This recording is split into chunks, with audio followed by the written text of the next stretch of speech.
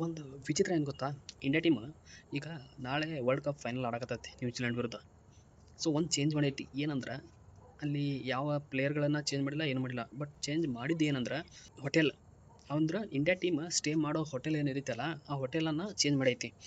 ಯಾಕೆ? ರೀಸನ್ ಏನು ಅಂದ್ರೆ 2023 world cup 50-50 over world cup Australia ಜೋಡಿ ಏನು ಸೋತಲ್ಲ, ಆಳ್ಯಾಗ ಈ ITC ನರ್ಮದಾ ಹೋಟೆಲ್ದಾಗೆ ಇಂಡಿಯಾ ಸ್ಟೇ ಮಾಡಿತ್ತು.